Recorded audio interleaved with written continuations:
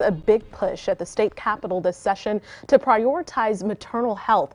Efforts, though, to create a work group to establish a data registry and to better understand what causes women to die during and after pregnancy are at a standstill. The KXAN investigation 2 years ago revealed problems with the way data is collected and tracked. As Arezow Doost explains, a state lawmaker says legislation she filed could prevent future maternal deaths and near deaths.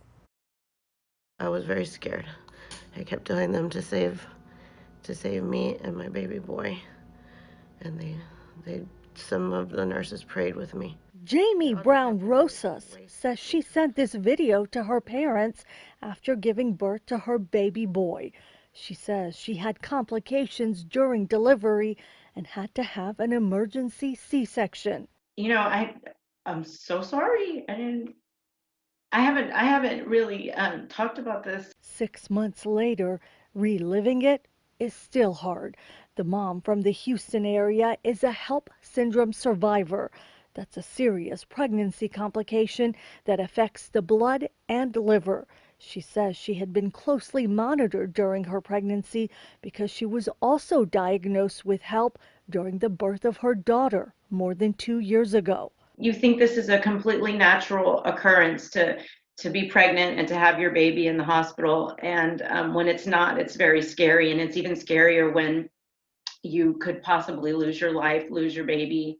I've lived this, and at the time in 2012, when I had my daughter and almost lost my life, I had no idea what the statistics were. State Representative Sean Theory from Houston refiled a bill this session that would create the first statewide online maternal mortality and morbidity data registry. A KXAN investigation in 2019 found problems with how the state tracks maternal deaths and near deaths. We had inconsistent data in Texas. The collection process was not the same.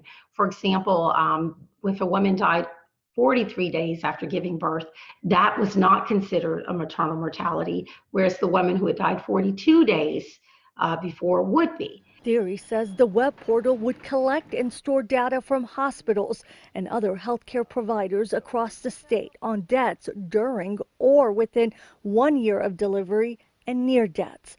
It would also include high-risk conditions, complications, and other health-related details. If we do not begin to use a uniform process and start to collect this data in real time, we're going to be talking about this for years to come. Theory says the data can lead to programs and services to improve outcomes.